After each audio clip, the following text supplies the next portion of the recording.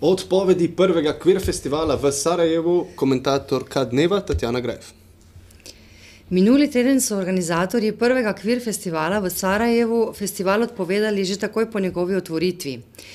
Festival gejev in lezbik je v Bosni in Hercegovini povzročil brutalno nasilje nad geji in lezbikami, novinarji ter drugimi udeleženci, nad katerimi so se znesli z noži in strelnim orožjem oboroženi verski skrajneži.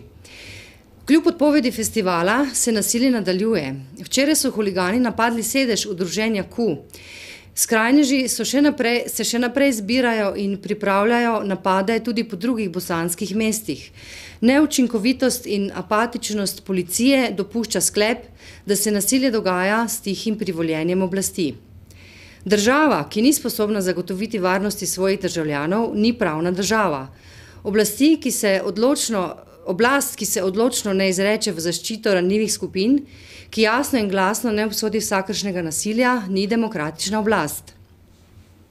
Našim kolegom aktivistom udruženja Q v Sarajevu, Tuzli in Mostarju, ki delujejo v izredno sovražnih razmerah, izrekamo vso podporo in solidarnost. Storili bomo vse, kar je v naši moči, da opozarjamo mednarodno javnost, Svet Evrope, institucije EU in druge institucije ter nevladne organizacije na nevzdržne razmere gejev, lezbik in trans oseb v Bosni in Hercegovini.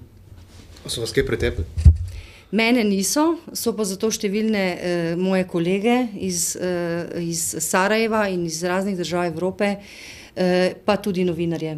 Pa kjeri zdaj verski skrajneži so to? So to pravoslavci, so to muslimani?